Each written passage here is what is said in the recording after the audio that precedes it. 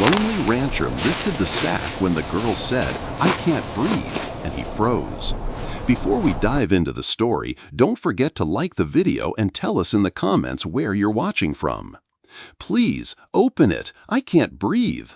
The plea came again, a thread of sound pulled thin by the Wyoming wind. Elias Carter froze, boots rooted in the dirt path between barn and house. The lantern in his hands swung, casting wild shadows against the weathered boards. For a moment, he thought it was just the storm playing tricks on him, the wind howling through the cottonwoods the way it often did on nights like this. But then, movement. At the base of the old cottonwood tree, its trunk twisted and scarred by lightning years ago, a burlap sack slumped against the roots. It shuddered, just barely. Elias's jaw tightened. He had not seen anyone near his ranch in weeks. Folks rarely came this way unless they were lost or hunting trouble. He stepped closer, his long coat snapping in the gusts. The air smelled of dust, wet earth, and something else, metallic, raw. As he knelt, the lantern light spilled over the sack. Ropes cinched it tight, frayed fibers cutting into pale skin beneath. A muffled gasp escaped. "Lord, help us," Elias muttered. He drew his knife and cut the rope. The burlap fell open, and the shape inside unfolded like a broken bird. A young woman, no more than 20, tumbled into his arms. Her face was bruised, lips cracked and blue from the cold. Blonde hair, matted with blood and dirt, clung to her cheeks. She blinked up at him, dazed, her eyes an impossible shade of blue. Her breath rattled. "Don't let them come back." Elias swallowed hard. It had been years since he'd held another soul this close. Years since fever carried Clara, his wife, and little Anna into the ground behind the ridge. He had thought himself done with tenderness, done with caring. Yet here was life pressed against his chest, fragile as glass and begging not to be abandoned. He wrapped his coat around her shoulders, lifting her gently. She was light, far too light, bones sharp beneath torn calico. The storm hissed in the cottonwoods as he carried her toward the house, lantern swinging at his side. Inside, the cabin's warmth met them. The low fire in the hearth, the smell of pine smoke and old leather. Elias laid her carefully on the cot near the flames. Her eyelids fluttered, lips trembling as she fought for air. "You're safe now," he whispered, not sure if he believed it. He pressed a damp cloth to her forehead, wiped dirt from her face. She winced but did not pull away. Somewhere deep in his memory, his wife's voice stirred. A verse she had read to him once, years ago, when sickness darkened their door. "Never will I leave you, never will I forsake you." Hebrews 13:5. Elias's hand lingered on the girl's shoulder. He had not spoken a prayer in a long time. But tonight, with the wind howling outside and this battered stranger clinging to breath, he felt the words return. And for the first time in years, he whispered back, "You're not alone anymore." The fire popped, sending sparks into the cabin's dim air. Elias Carter wrung out a cloth in a basin of water and pressed it gently against the young woman's cheek. She flinched but did not resist. Her breath came shallow, each inhale a fight. "You'll be all right," Elias murmured, though he had no certainty to offer. His hands were rough, scarred from years of ranch work, yet they moved with surprising care. He poured a splash of whiskey over the gash on her arm. The girl jerked, teeth clenched against the sting. "Easy now," he said. "It's the only medicine I've got." For a time, silence held them, the kind of silence that had filled this cabin for years. Once, laughter had lived here. Once, a child's voice had echoed against these walls. Now, only the crackle of the fire and the wheeze of a stranger's breath. At last she whispered, her voice ragged, "Clara, Clara Dawson." Elias nodded. "All right, Miss Dawson. I'm Elias Carter. This is my place." Her eyes flickered open, glassy but searching. "They left me to die." Elias sat back on the wooden stool, studying her. Dirt streaked her skin, wrists raw from rope, throat bruised as though someone had silenced her by force. She was telling the truth. He could see it in her eyes. "Who?" he asked. She licked her cracked lips. "Men from the trail. They came at night, masks, took me while others slept, said they'd sell me." Her face tightened with shame, not tears. "Fort Rock, saloon buys girls. I was worth more because I was still clean." Elias's jaw hardened. He turned to the fire, staring into the coals. He had seen cruelty in his time, on battlefields back east, in lawless towns along the rail line. But something about the way she said it cut deeper. "You're safe here," he said quietly. Clara coughed, a harsh sound that rattled her chest. "They'll come back. They always do."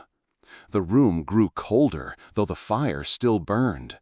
Elias adjusted the quilt over her shoulders, but his eyes drifted to the window, where the storm lashed against the glass. In the flicker of lantern light, he thought of the sack left at the cottonwood. Not hidden, displayed. Abandoned like a warning. A shiver traced down his spine. "You rest now," he told her, standing. "I'll keep watch." Her eyelids fluttered, heavy with exhaustion. Still, she whispered something more, almost a prayer. Elias leaned closer. "I asked the Lord not to let me die alone." Her breath caught. "And he sent you." Elias's chest tightened. He had not been anyone's answer in a very long time. Not since Clara, his Clara, was taken from him. He watched the girl drift into uneasy sleep, the quilt rising and falling with each shallow breath. Outside, the wind howled across the plains, carrying with it a promise Elias could not ignore. Trouble was coming, and for the first time in years, he wasn't facing it alone. To continue this adventure, please subscribe to our channel. It helps us keep creating. The fire burned low, a steady orange glow licking at the iron grate. Elias Carter leaned forward on the stool beside the cot, his hands smelling of smoke and whiskey. In front of him lay the young woman he had dragged from the cottonwood's roots, pale, bruised, and trembling beneath his late wife's quilt. She seemed impossibly fragile, but the steady rise and fall of her chest was proof enough she had not slipped away. Not yet. Elias wrung a strip of cloth in warm water and dabbed gently at the gash above her brow. She winced, her eyes squeezing shut, but she didn't turn away. "Easy," he murmured. His voice came out low and rough, unused to gentleness after so many silent years. The cut cleaned, he reached for the bottle of whiskey. He soaked another strip and pressed it to the wound on her arm. She jerked hard, teeth clenched, a muffled cry escaping. "I know," Elias said. "Burns like fire, but it'll keep the rot out." For a long while, the only sound was the fire's crackle and her shallow breaths. Elias moved methodically, binding her arm, cleaning the rope burns at her wrists, brushing dirt from her face. Every motion was practical, yet carried the weight of something more. He had buried too many and saved too few. Tonight, he refused to let another slip through his fingers. Her lips moved, barely a whisper. "Clara. Dawson." Elias looked down at her, meeting eyes that fluttered open, blue and bright even in exhaustion. He gave a slow nod. "Elias Carter, this is my land. You're safe here." Her gaze drifted toward the flames, tears welling in the corners. "Safe?" her voice rasped. "They left me to die." Elias sat back, the chair creaking under his weight. He studied her. Bruised cheeks, split lip, dirt crusted along her temple. Every mark was a story of cruelty. "Who did?" he asked. Her throat worked as she swallowed. "Men from the wagon train. Came at night, masks over their faces, took me while the others slept." She shivered, clutching the quilt tighter. Said they'd sell me at Fort Rock or Fort Bridger. Some saloon keeps girls, pays more for those still clean. The words were jagged, each one carrying shame she didn't deserve. Elias's jaw tightened. He turned to the fire, eyes locked on the flames. He knew towns like that. He had seen what men became when there was no law to bind them. "They'll come back," she whispered. "They always come back." Her body shook beneath the quilt, not from the cold but from memory. Elias pulled the blanket higher across her shoulders. "Not while you're under my roof," he said quietly. Her eyes searched his, desperate for something to anchor to. She whispered again, more like a prayer than a statement. "I asked the Lord not to let me die alone, and He sent you." Elias froze, breath caught in his chest. It had been years since he had felt the weight of a prayer. Years since he'd believed Providence still cared for him. Now here was this girl, half dead and half hopeful, placing her trust in both God and him. He stood slowly, adjusting the lantern wick to steady the flame. "Rest now, Miss Dawson. You're safe for tonight." But as he looked out the window, into the storm-lashed darkness, he knew the night would not stay quiet for long. Morning came gray and heavy, the storm's remnants clinging to the plains in ragged sheets of mist. Elias Carter stepped onto the porch with his coffee tin in hand, his eyes scanning the land the way he had every morning for decades. Usually, the sight gave him quiet reassurance. Familiar hills, the endless sky, the fence lines stretching where his hands had set them long ago. But today, something gnawed at him. Too still, too quiet. He sipped once, then set the tin aside. Boots crunching in damp earth, he made his way toward the barn. The air carried the smell of wet dirt and wood smoke, but beneath it lingered something else. Gunpowder, faint, metallic, sharp. At first he thought he imagined it. Then he saw the ground, hoof prints. Not from his stock, too wide, too deep, too recent. 4, maybe 5 riders, circling near the barn. He crouched, running a calloused hand across the churned soil. Whoever it was, they had been here in the night, not long after he carried Clara inside. His stomach tightened. He moved slowly, following the trail. Behind the feed troughs, near the cottonwood where he had found her, lay the limp body of a mangy stray that had hung around for scraps these past weeks. Dead, stiff, a single clean bullet hole between the eyes.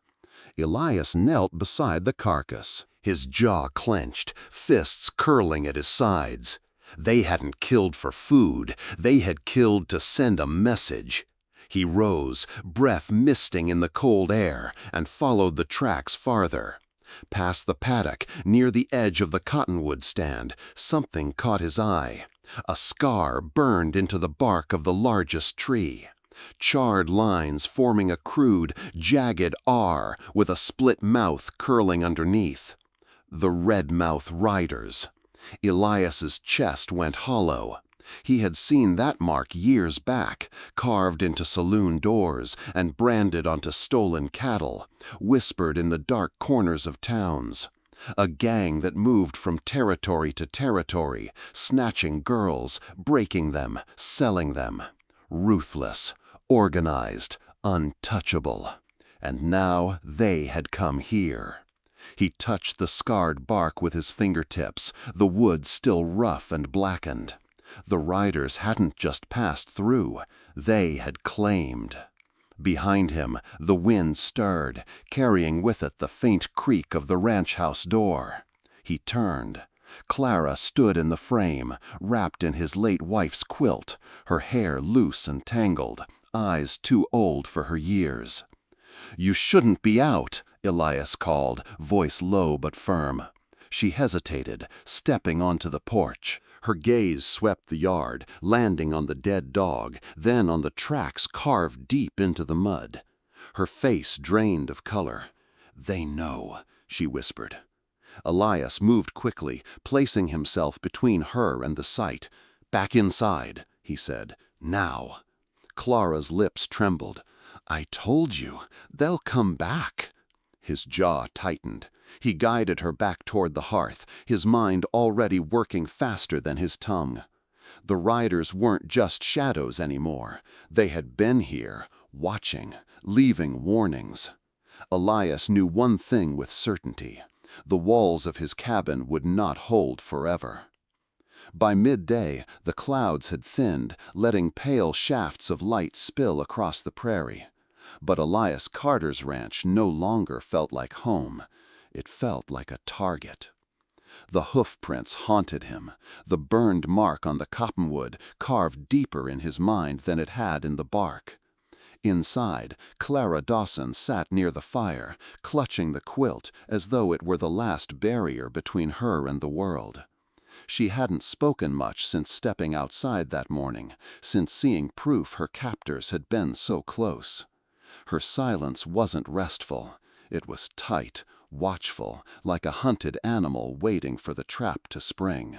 Elias set down his hammer after securing the last shutter.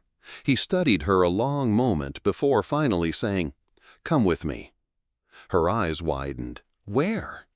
He didn't answer, only lifted the lantern and gestured toward the back door. She followed, bare feet silent on the wooden floorboards. The air outside still smelled of rain and earth. They crossed the yard, past the hayshed, to the place his father had built decades ago, when war still threatened the homesteads of Wyoming. The shed doors creaked as he pulled them open. Dust swirled in the sunlight. He pushed aside a stack of crates, revealing a trapdoor flush with the floor. He knelt and pried it open, showing narrow steps that disappeared into darkness. Clara froze. "No!" "It's a storm cellar," Elias said, holding the lantern down the stairwell. The light spilled over shelves lined with jars, an old cot, and barrels long unused. "My father dug it when the war came close. Kept us safe when things got bad." Her breath quickened, her hands trembling at her sides. "I've been locked away enough." Elias's voice softened. "This isn't a prison, it's a shield. You said they'd come back." He paused, eyes steady on hers. "If they do, they won't find you here." She hesitated, tears brimming but not falling. "The last times I hid, they dragged me out, beat me until I couldn't walk." The words cracked in the air, heavier than the lantern he held. For the first time, Elias saw not only fear in her eyes, but defiance, a refusal to be caged again. He reached out, resting his hand lightly on her shoulder. "Then don't think of it as hiding. Think of it as waiting, waiting until we make the next move." Clara's breath trembled, and at last she nodded. Step by step, she descended, her hand brushing the wall for balance. At the bottom, she sank onto the old cot, folding the quilt tight around her. "I prayed," she said suddenly, voice thin but clear. "In that sack, under the tree. I prayed the Lord wouldn't let me die like that." Her eyes glistened, catching the lantern light. "Though I walk through the valley of the shadow of death, I will fear no evil, for you are with me." Elias stood silent, the verse echoing against stone walls that had once sheltered his own family. Psalm 23. His wife used to read it on nights when fever took their daughter's breath. Now another young woman clung to it. He set the lantern gently on the shelf. "I'll be back every hour," he said. His voice carried more weight than promise. It was a vow. As he closed the hatch above, sealing her away from the world, he prayed silently for the first time in years. Not for himself, for her. The sun hung low over the plains, painting the horizon in a haze of copper and dust. Elias Carter leaned against the porch rail, a rifle propped casually by his side, though his body stayed taut as a drawn bow. Clara remained hidden in the cellar, tucked beneath the shed's boards, her fear like a weight pressing down on the earth itself. Elias had told her he'd keep watch. He hadn't expected company so soon. 3 riders approached from the southern road. They came slow, deliberate, horses trotting with the ease of men who knew exactly where they were headed. Elias's gut tightened. The one in the center raised a hand in mock greeting. "Evenin', friend." Eli didn't answer. The men reined in just shy of the porch. Dust swirled around their boots as they settled in the saddles. Wide-brimmed hats shadowed their eyes, but the confidence in their posture spoke plain enough. "We're looking for someone," the middle rider drawled. "Young woman, brown hair, might have passed this way." Elias's face didn't move. "Plenty pass through these parts. Most keep going." The youngest leaned forward, a grin cutting across his face. "She don't talk much, but she's family. Owes us, you might say." Elias's jaw hardened. Family doesn't stuff a girl in a sack and leave her to choke. The middleman's eyes narrowed. Bold words for a rancher all alone. Elias shifted, one hand brushing the stock of his rifle. "I saw the bruises, heard her beg for air. If that's how you treat kin, I'd hate to see your enemies." For a moment, silence held. The wind pushed across the grass, rattling the porch boards. The older rider spat into the dirt. "You're making dangerous assumptions, Carter." Elias stepped forward, boots heavy on the planks. "No assumptions, just truth." His voice was low, even, the kind that left no room for doubt. The young one's hand twitched near his belt. Elias lifted the rifle in a single smooth motion, cocking it loud enough for the sound to crack through the standoff. "Next hand twitches like that," Elias said, "I'd drop the horse from under ya." "And you won't get a second chance." The riders stiffened. The boy froze, eyes flashing. At length, the middle rider tugged his reins. "This ain't over, rancher." His words slithered like a promise. "That girl don't belong to you." Elias didn't blink. "She doesn't belong to you either." The three men wheeled their horses, dust exploding behind them as they rode back toward the ridge. Elias tracked them with his rifle until their silhouettes shrank against the dying light. Only then did he lower the weapon, breath slow, steady, though his chest pounded like war drums. He knew what this meant.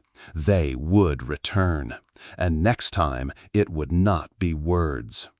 Behind the shed door, Clara waited in darkness, unaware of every word.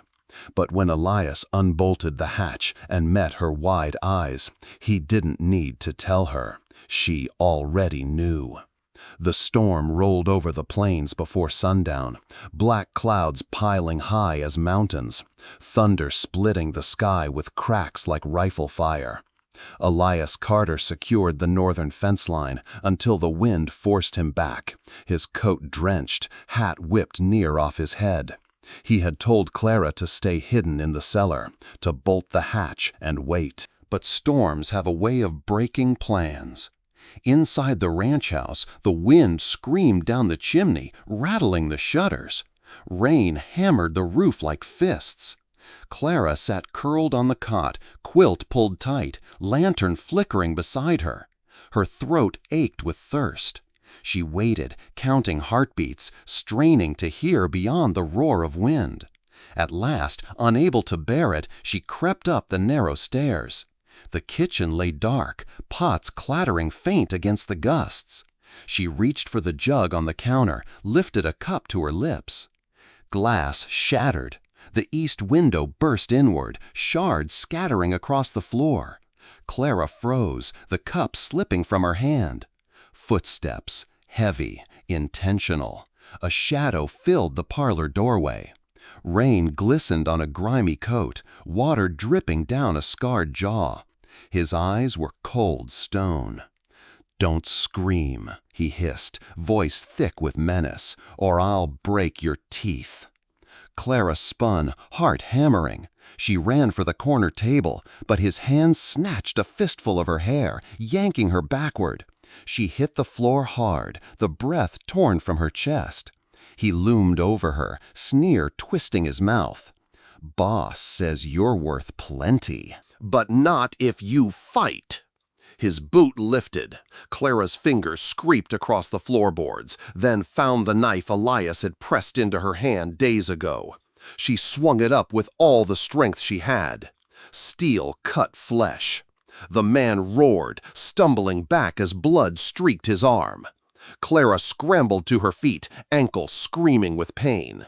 She slashed again, wild and desperate. The blade caught his sleeve. He slammed her against the wall, grabbing her wrist. "Stupid girl," he growled. "You think this ends with you walking free?" His fist drew back. The door burst open. Lightning lit the cabin in a white flash. Elias stood in the frame, rain streaming down his coat, rifle raised. Without a word, he fired. The shot slammed into the intruder's shoulder, spinning him into the hearth. He collapsed with a groan, clutching the wound. Elias stepped inside, barrel steady, eyes dark with fire. "Move again," he said, voice low and certain, "and you leave in a box." The man froze, panting, blood dripping into the dirt floor. Elias crossed the room in 2 strides, scooping Clara up from the wall. She trembled in his arms, the knife still clutched in her hand. "You held your own," he murmured, brushing wet hair from her face. Her voice shook. "I thought I was going to die." "You didn't," Elias said.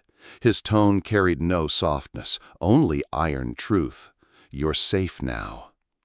But as the storm howled outside and the wounded man bled at their feet, Elias knew the safety would not last. By dawn, the storm had passed, leaving the ranch drenched and broken.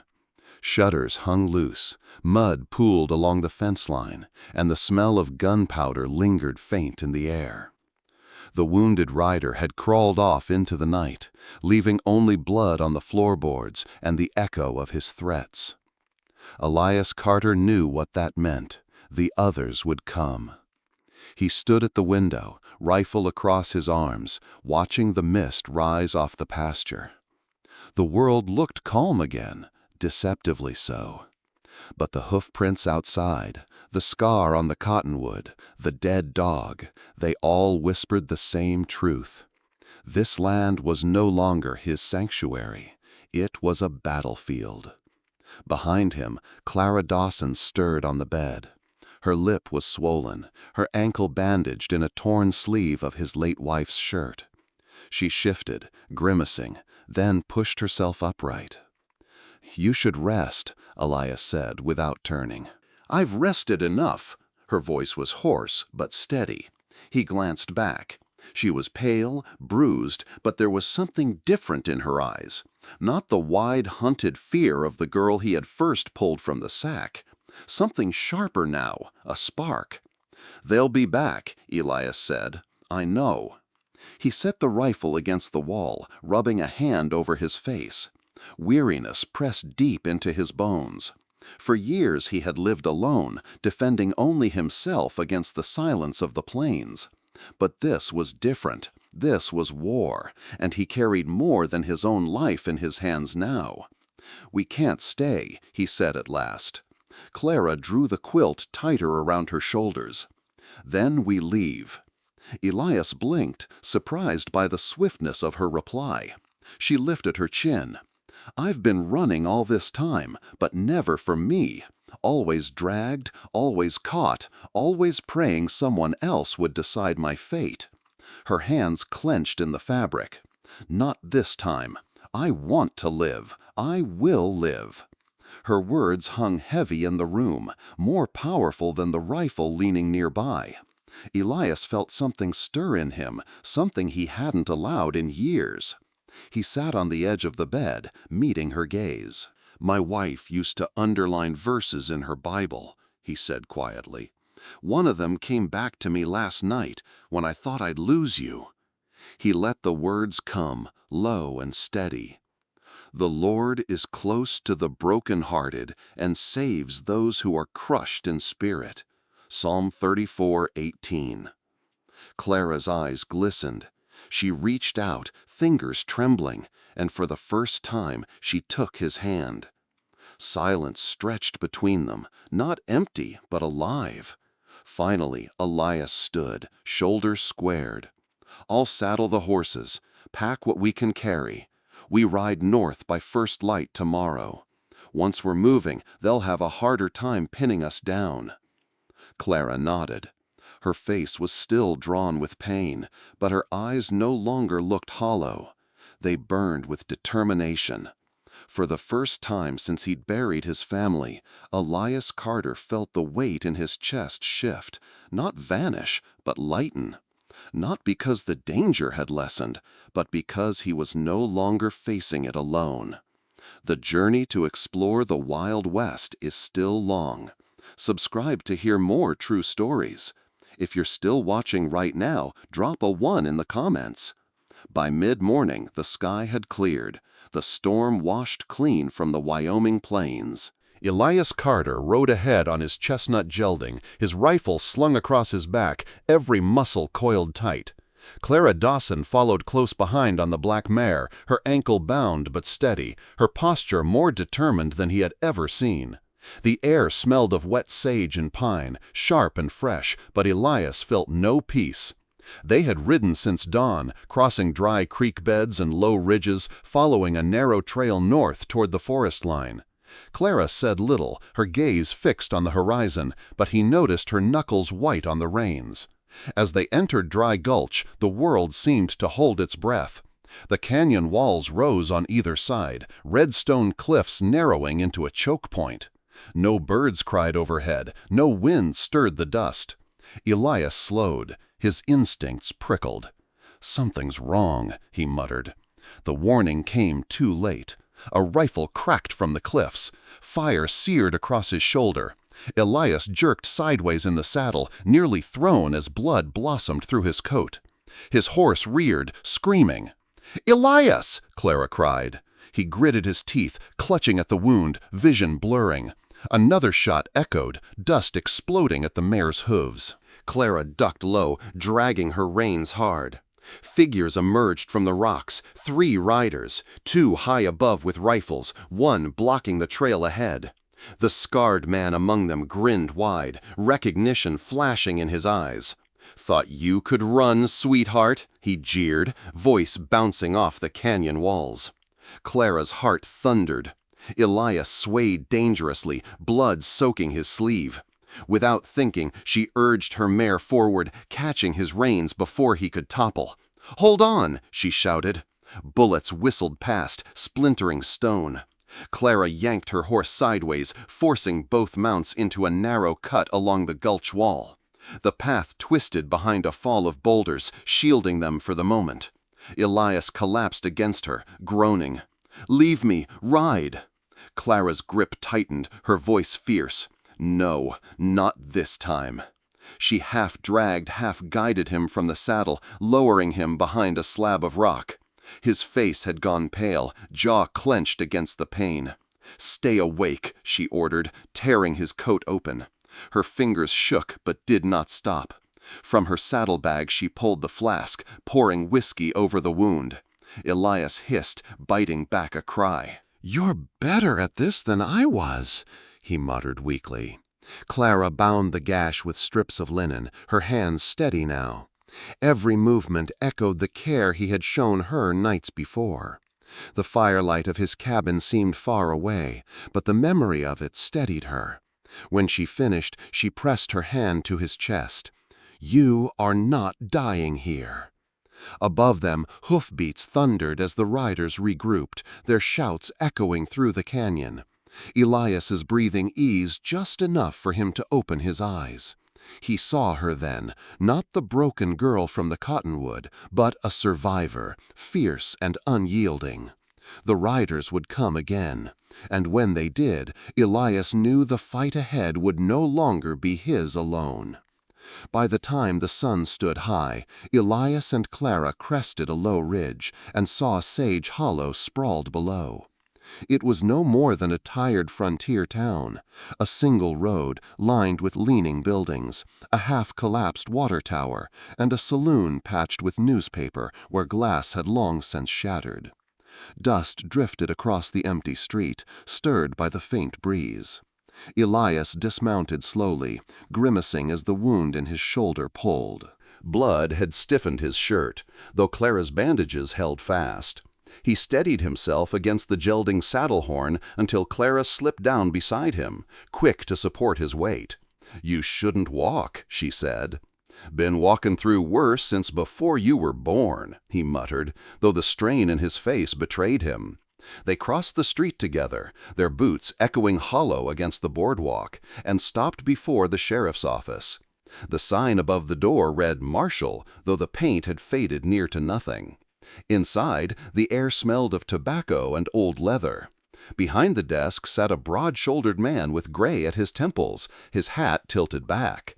He looked up, and for a long moment his sharp eyes studied Elias as if weighing the years between them. "Well, I'll be damned," he said at last, leaning back with a grin. "Elias Carter, crawling out of the dirt." Elias gave a faint smile. "Still breathing, Calvin." "Barely." Marshal Calvin Hayes stood, crossing the room in 2 strides. The men clasped hands, firm despite the years. Then Hayes's gaze shifted to Clara, his expression softening. "And who might you be, miss?" Clara swallowed, fingers clutching the edge of her shawl. For a heartbeat she seemed ready to shrink back. But then her chin lifted, her voice trembling yet clear. "Clara Dawson. They took me from the wagon train. Men with masks said they'd sell me." Silence filled the room, heavy as iron. Hayes's jaw worked. He nodded once, then motioned them to sit. Elias eased into a chair, wincing. Clara sat beside him, her hands folded tight. "Tell me everything," Hayes said. So they did. Piece by piece, the story spilled out. The sack under the cottonwood, the rider's brand on the tree, the storm and the intruder, the ambush at Dry Gulch. Clara spoke with more steel than Elias expected, her eyes steady even as her voice wavered. When she faltered, Elias's low, graveled words carried the rest. When they finished, Hayes let out a slow breath and leaned against the desk. "I've heard whispers," he admitted. "Girls snatched off stagecoaches, folks vanishing along the trail. Never enough proof to stick. No one left alive to speak." His gaze fixed on Clara. "You're the first, maybe the last." Clara's hands tightened in her lap. "Not if we stop them." The marshal's eyes narrowed, then he nodded. "Then we stop them." Outside, the wind carried the faint creak of the saloon sign. Inside, 3 worn souls sat together, bound now by a single purpose. The riders would return, and this time Sage Hollow would be ready. Night settled heavy over Sage Hollow, the horizon burning to black as the last embers of daylight sank behind the hills. The town grew quiet, save for the soft creak of shutters and the restless whinny of horses tied to posts. At the edge of town stood the old freight warehouse, long abandoned since the mines had run dry. Its walls leaned inward, planks weathered and gray, but the bones still held strong. Inside, lanterns burned low, throwing thin light across broken wagons and stacks of empty crates. Elias Carter stood near the door, his shoulder bandaged, rifle cradled in his good arm. The wound throbbed with each heartbeat, but his jaw was set. Tonight was not about pain. Tonight was about ending what had begun at the cottonwood tree. Marshal Calvin Hayes moved through the shadows, positioning his deputies behind crates and in the rafters above. 6 men in all, rifles loaded, eyes sharp. Hayes clapped Elias on the back as he passed. "They'll come sniffing once they hear she's here. Count on it." Elias gave a curt nod. His gaze drifted to Clara. She stood near the warehouse entrance, draped in a dark shawl that swallowed her slight frame. Her hair fell loose around her shoulders, her face hidden in shadow. She looked younger than her years, fragile in the lantern glow, yet her stance was steady, her chin lifted. "You sure about this?" Elias asked, voice low. Clara's eyes met his, blue and unflinching. "If it ends tonight, it ends with me standing, not hiding." For a moment, Elias felt his throat tighten. The girl he had carried half dead into his cabin now stood ready to face the men who had broken her. He wanted to tell her she was brave, but words felt hollow beside the fire burning in her gaze. Instead, he adjusted the rifle strap across his shoulder. "Stay close to the light, don't let them near you." She almost smiled. "I have your knife still." Elias turned away before she could see the faint curve at his lips. The minutes dragged like hours. The deputies waited in silence, rifles resting against shoulders, breath measured. Dust swirled in the lamplight. Outside, Sage Hollow held its breath, the town dark as if the earth itself expected blood to spill. Then came the sound, hoofbeats, 4, maybe 5, echoing down the road. Slow, deliberate. Clara stiffened, her hands curling tight beneath the shawl. Elias stepped closer, his rifle ready. Hayes signaled to his men, his voice a whisper sharp as steel. "Positions." The riders drew near, their shadows stretching long in the lantern glow spilling through the warehouse gaps. Laughter carried on the night air, low, cruel, certain. Clara's breath caught. She recognized the voice of the scarred man, the one who had dragged her by the hair, the one Elias had shot in the storm. He was coming back. Elias shifted his weight, heart pounding. There would be no retreat, no running this time. The trap was set, and soon the riders would walk straight into it.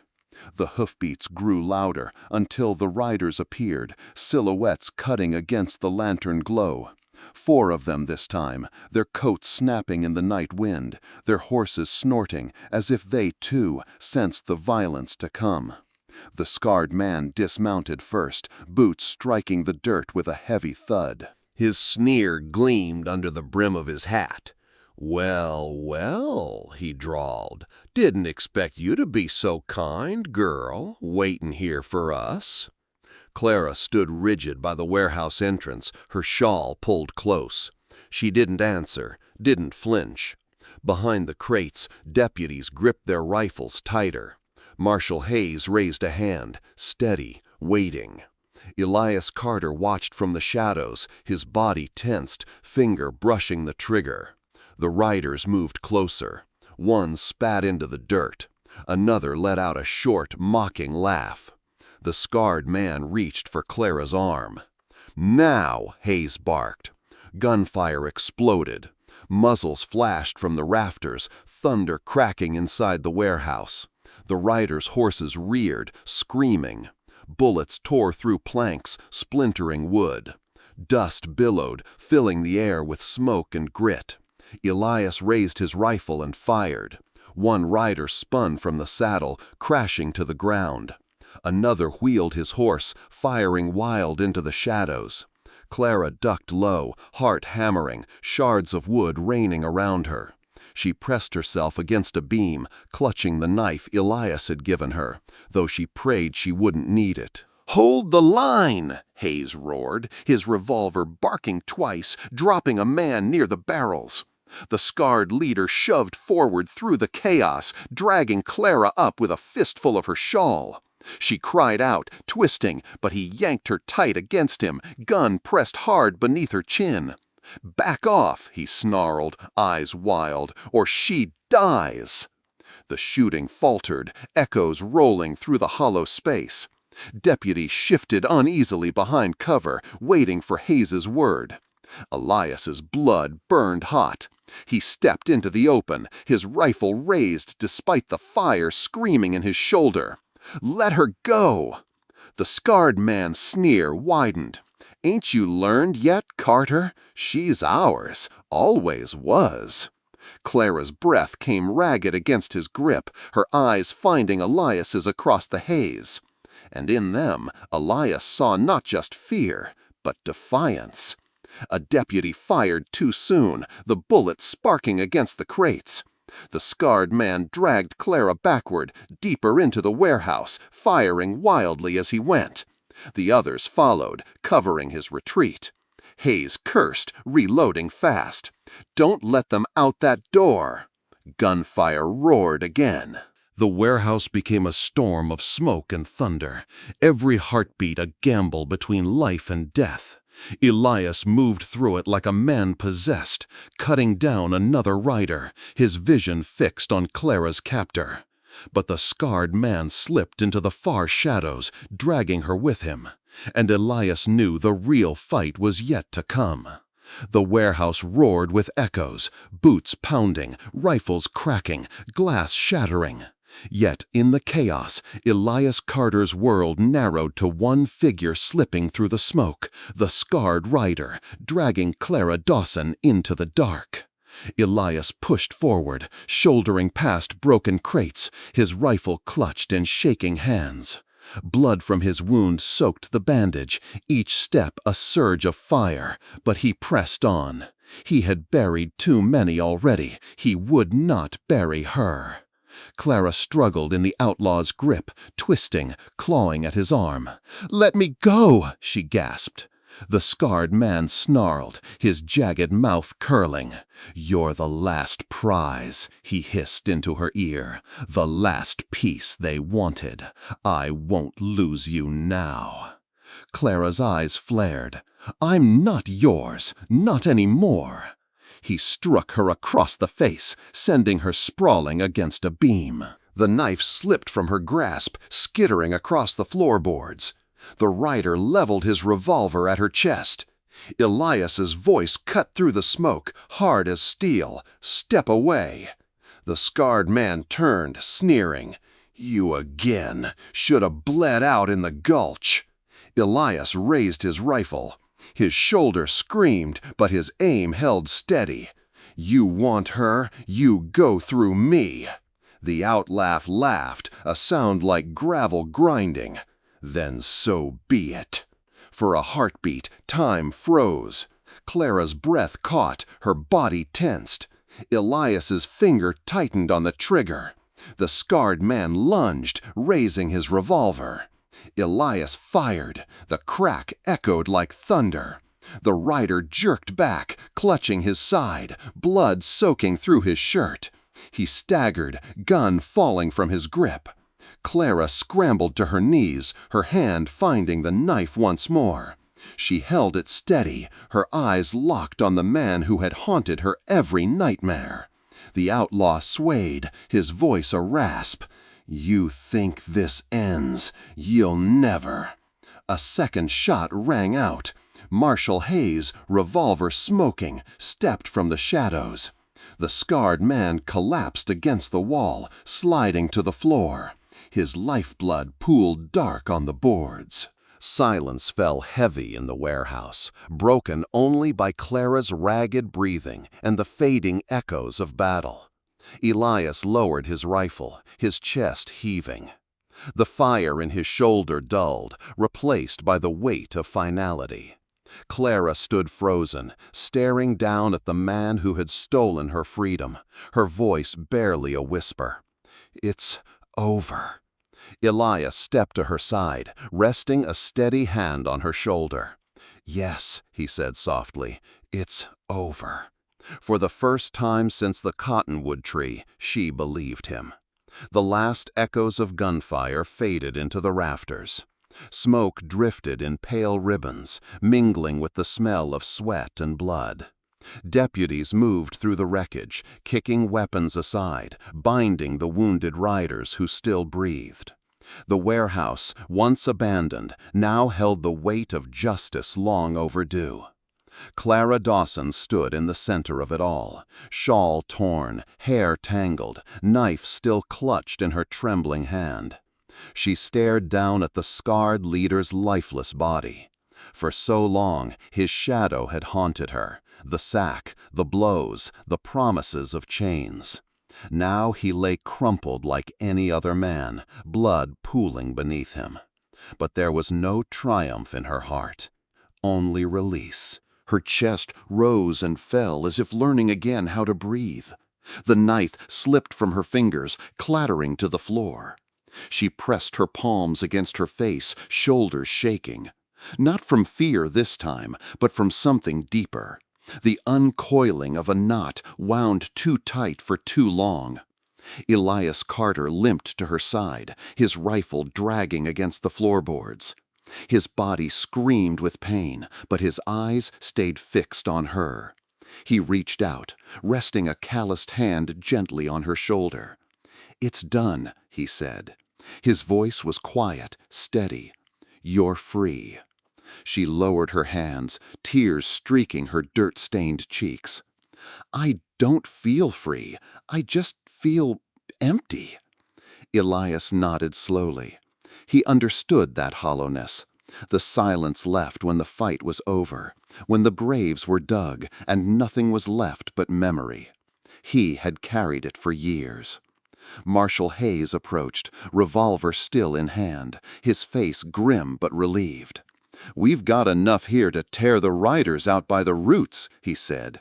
"This town'll sleep safer tonight." Clara's gaze shifted to him, then back to Elias. "But what about tomorrow?" Elias squeezed her shoulder. "Tomorrow will come, and we'll face it together." She studied him, searching his face. In his eyes she found no false promise, only the quiet conviction of a man who had buried too much to lie. Clara drew a shaky breath. For the first time since she had been dragged from the wagon train, she let herself believe tomorrow might hold something other than chains. Elias glanced once more at the scarred man's body. A verse stirred in his memory, words his wife used to whisper when the nights grew darkest. "The light shines in the darkness, and the darkness has not overcome it." John 1:5. He didn't speak it aloud, but the weight of it steadied him. Outside, dawn's first light crept across Sage Hollow, pale and pure against the blood-stained boards. Clara stood straighter, the tremor in her hands easing. No cheers rose, no victory cry split the air. Only silence. And in that silence, something new. Release. If you like this video, please comment number 9. If you don't like it, please comment number 0. And please leave a comment and share your feelings. Several weeks later, the courthouse in Fort Rock sat filled to its rafters. Dust motes spun in the beams of morning sun streaming through high windows. Farmers, ranchers, mothers with children all crowded the benches, their whispers low, heavy with anticipation. For years they had heard rumors of girls vanishing, whispers of a gang that passed like a shadow through the territories. But today, for the first time, someone had lived to speak. Clara Dawson sat straight-backed in the witness chair. Her hands, folded in her lap, trembled only once before she stilled them. She wore a simple calico dress, borrowed from the marshal's wife, the bruises on her skin fading to faint marks. Her face still carried the weight of her ordeal, but her eyes were steady. The judge's gavel struck. "State your testimony." Clara drew in a breath. For a moment her throat tightened, memories clawing at her like chains. Then she lifted her chin. Her voice came soft at first, then stronger with each word. She told them of the wagon train, the night the riders came masked and laughing, how they bound her, beat her when she cried too loud.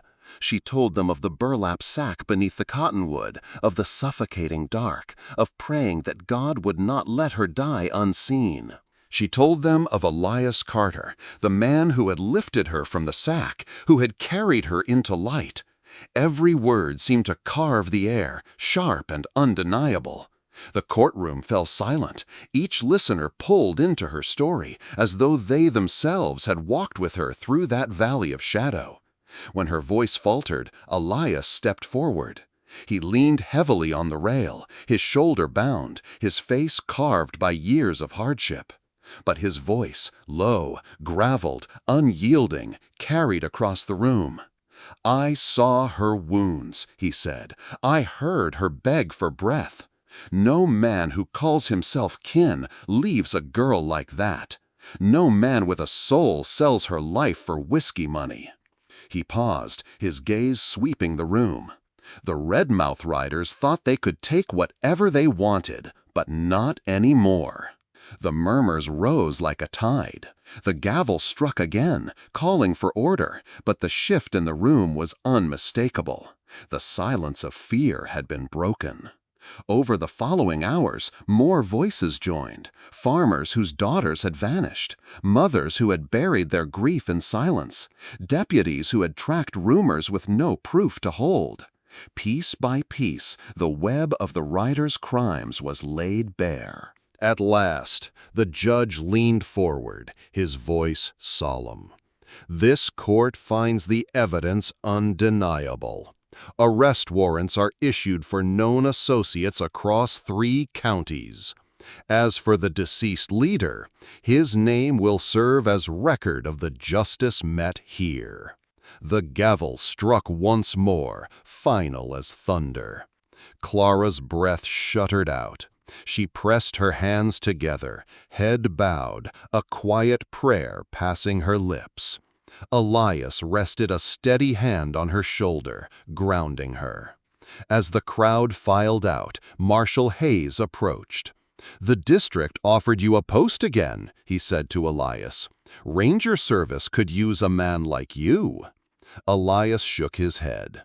"I've spent enough years chasing ghosts. Time I went home." He glanced at Clara, who lifted her eyes to him, eyes no longer filled with terror, but with something gentler, trust. For the first time in a long while, Elias felt that word, home, might mean more than an empty house on a lonely prairie. Spring came late to Wyoming that year. Snow lingered on the ridges until April, then melted slow, filling the streams that cut through the prairie. By May, the grass grew tall and green, soft beneath bare feet. The wind still swept wild across the land, but its voice carried something gentler now. Elias Carter sat on the porch, mending the old rocking chair. A tin of nails rested by his boot, the steady tap of his hammer the only sound besides the meadowlark's song. The air smelled of pine and damp earth. For the first time in years, he felt no weight pressing against his chest. The front door creaked open. Clara Dawson stepped out barefoot, her hair loose in the morning breeze. She wore a faded flannel shirt Elias had once used to bandage her ankle. Now it bore new stitches, sunflowers embroidered along the sleeves, uneven but bright, her own touch of life to what once belonged to another. She held a folded paper in her hand. "I have something," she said softly. Elias set down his hammer, wiping sawdust from his palms. Clara placed the paper in his hand. He unfolded it carefully. A marriage certificate, already signed by the circuit preacher. Clara's voice trembled, but her eyes did not waver. "We could start over, if you want." For a long moment, Elias said nothing. He looked at her, the way the sunlight caught the gold in her hair, how the lines of fear had faded from her face, replaced by quiet strength. This was no longer the broken girl he had found beneath the cottonwood. This was a woman who had chosen life, chosen faith, chosen him. He set the paper aside and pulled her into his arms. No words passed, only the long, steady kind of embrace that says, "You're safe now. You're home." The wedding was simple. A handful of neighbors, a fiddle unearthed from someone's attic, children scattering wildflowers across the yard. Old hands clapped in rhythm while the sun dipped low, gilding the hills in copper light.